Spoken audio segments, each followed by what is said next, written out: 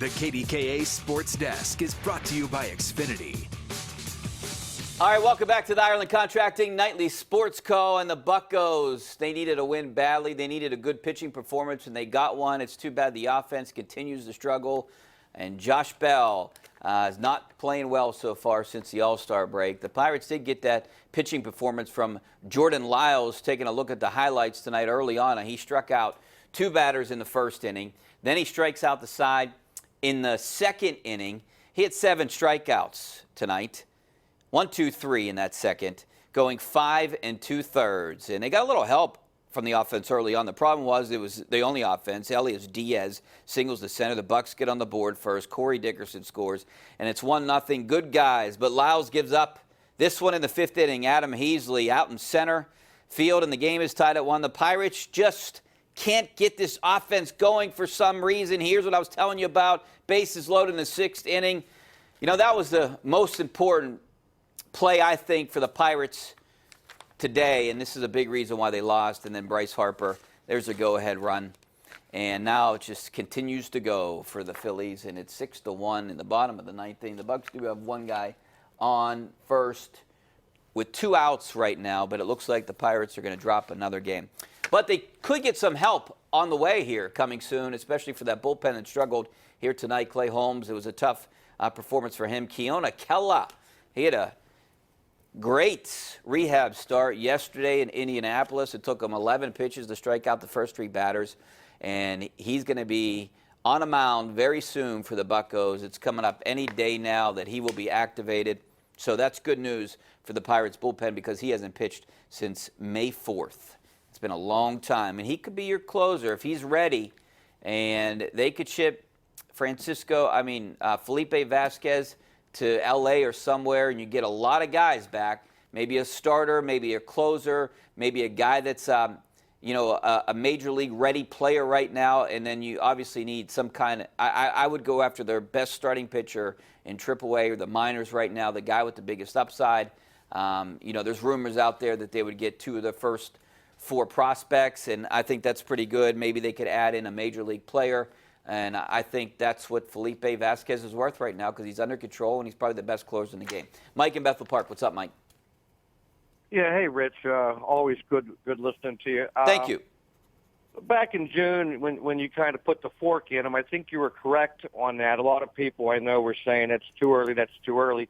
But I think the Pirates had a successful season, and here's why. I see it in the last 27 years. Their only purpose is to provide entertainment from when the Penguins get kicked out of the Stanley Cup playoffs to training camp, which is starting next week. So when training camp starts, the guillotine is going to end their season.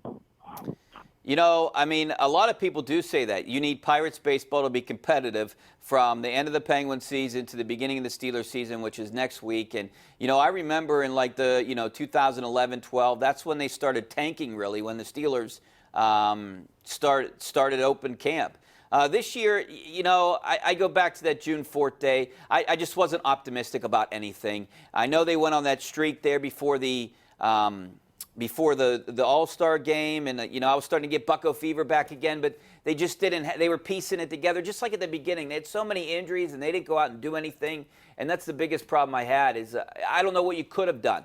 Maybe go out and try to get someone early on instead of trying to piecemeal it together. Go out and make a trade. Do what you can to get a Dallas Keuchel or someone to just be competitive.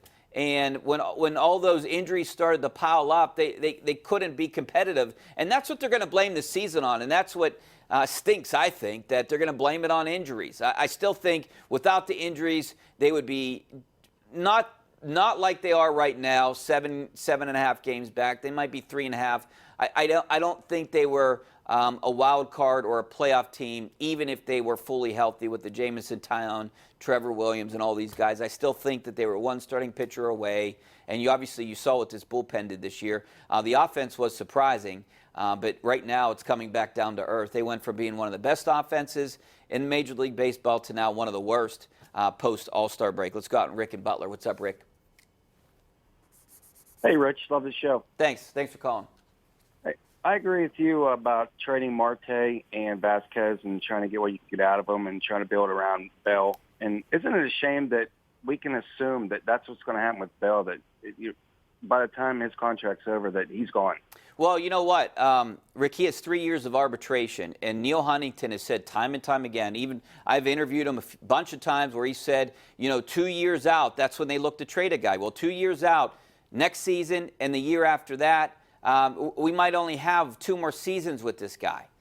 So that's the frustrating part, that you have to build around him now, or you're not going to have him. And especially with a guy like he has no ties to Pittsburgh, Josh Bell, and Scott Boras obviously doesn't like the way the Pirates operate. So he's going to do whatever he can to get his client as much money as possible. And Josh Bell, I mean, outside of what's going on here, the little slump he has, he's a $200 million guy when he's done, when he's up for free agency. So what would make him stay, even if they bought out his free agency? I was trying to figure out the numbers earlier today, and I think his arbitration would be somewhere around 30 to 40 million, I'm guessing. Years, and then to try to keep him around 3 more years, it's going to cost 110 million, somewhere around that, for 5-6 years. I'm guessing that would be the number, and I don't think the Pirates are willing to pay 100, even though I think they need him. They need him, especially to keep the fans around. They need a guy like him. They need a name. You can't just keep recycling guys. You need a guy. You need a guy like Andrew McCutchen. I mean, here, and that ended up being a pretty good deal for the Pirates. All right, let's go out to Ryan in Elwood City. What's up, Ryan? Hey, Rich, thanks for taking my call. No problem. Thanks for calling. You know what, Rich, I'm with you, my man. Buckhead Fever, I'm a diehard fan. I think Buckhead Fever is done. Lay it to rest till next season. You know what, Rich, if I'm Neil Huntington, I'm on the phone with the Dodgers for Vasquez, and, I would get their top prospect, Will Smith, the catching prospect. They say he's more ready than Roots is. And also, watch out for Cleveland to come calling about either Melky, Dickerson, or even Marte. You know what, Rich? It's time to sell everyone you can. Sell Melky, sell Dickerson for a C prospect, get a huge haul for Vasquez. My main question is, will Marte still be a Pirate by 4 p.m. on July 31st? I don't know. I don't think so. He's got an option. What has he really done besides he's a 275 kind of hitter? Is going to hit you 20 home runs maybe. He's a good defensive outfielder. That's where you might miss him in center field. But I think Brian Reynolds is a pretty decent outfielder. It's going to be a drop-off, but maybe not that much of a drop-off in center field. There's no reason, absolutely zero reason, to keep Corey Dickerson and Melky Cabrera on this team in August and September. Zero. Get whatever you can for him, even if it's a Double-A prospect, maybe a major league guy that can help in the bullpen, something. Those guys can go help a contender. There's no reason for the Pirates to keep either one of those guys around.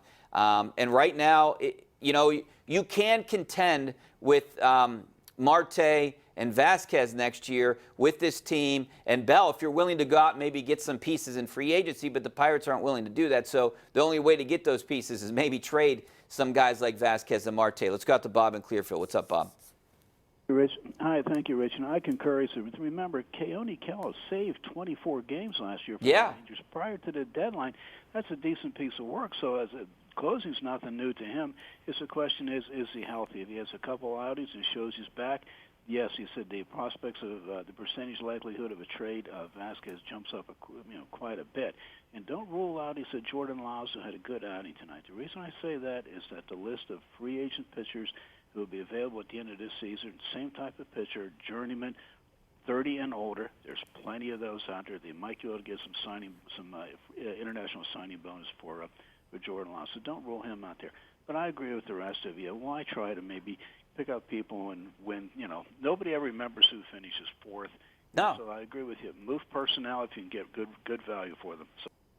Yeah, Bob, I'm saying you keep the core of this team right now. Josh Bell is the core of this team. Kevin Newman can play multiple positions if you decide Cole Tucker is ready. Next year, you could move Kevin Newman to second base, and I think that's an upgrade at second base. I do like Adam Frazier's bat. He's a 290 to 300 hitter. Not a great defensive player. You saw he booted a ball today.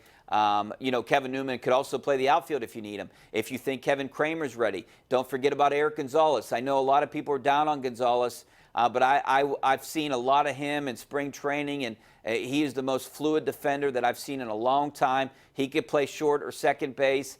You know, you've Ke'Bryan Hayes at third, potentially. Colin Moran, he's looking like he's solidified that position right now. Not a great defender, but a good hitter. He gets another hit tonight. Elias Diaz is, I think, good behind the plate. If you could get one of those that guy from the Dodgers, then you have your Francisco Cervelli's not coming back. He might not come back this year, but he's definitely back next year.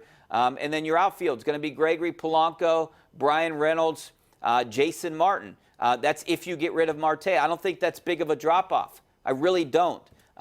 So I would get what you can, and maybe in return of the Marte, Vasquez, Dickerson, and Cabrera, and even if you get rid of Lyles, maybe you can get another outfielder back that could be ready for next year. All right, we're going to take a break. Back with more of your phone calls, some of your tweets coming up next. Stay right there on the Ireland Contract.